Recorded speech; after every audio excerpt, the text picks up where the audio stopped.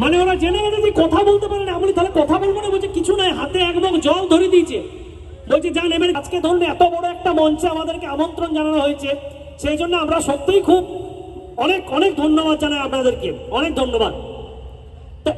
এরপরে প্রসঙ্গে আসি, যারা ভিডিও দেখেন তারা জানেন যে এই ভদ্রমহিলার জীবনের একটাই উদ্দেশ্য, ওর কাকার নাকি বিয়া দিতে হবে, আর জীবনে কিচ্ছু নাই। ছোটবেলায় লোক কি বলে, আমি ডাক্তার হব, আমি ইঞ্জিনিয়ার হব, আমি বাড়ি করব, আমি গাড়ি কিনবো, ওর নাকি উদ্দেশ্য হচ্ছে কাকুর বিয়া দিতে হবে। তা আমি কি করব, আপনারাই বলুন। লোকটার তো বয়স বাড়ছে, এবারে তো বিয়াটা দিতে হবে নাকি?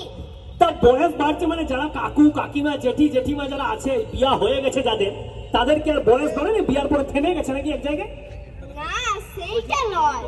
তাহলে বারবার তোরা জোর পুরুষ কেন আমাকে বল দেখিনি?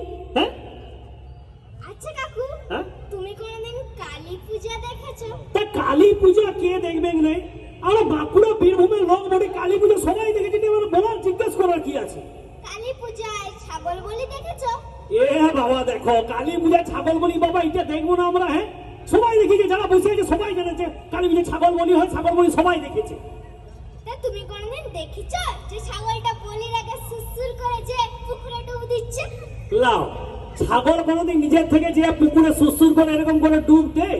ওর তো ধরে বেঁধে নিয়ে যায়, তারপরে ডুবটা দেওয়া হয়, জলে চুপানো হয়। তারপরে কোনোদিন দেখেছো যে বলির আগে ছাগলটা সুসুর করে বেল গাছ থেকে বেল পাতা পেড়ে খেয়ে নিচ্ছে? একে কে বুঝাবো? ছাগল নিজে সুসুর করে যাবে আর বেল গাছে যে বেলপাতা পেড়ে খাবে? ওটা জোর করে বলির আগে বেলপাতাটা খাওয়ানো হয়।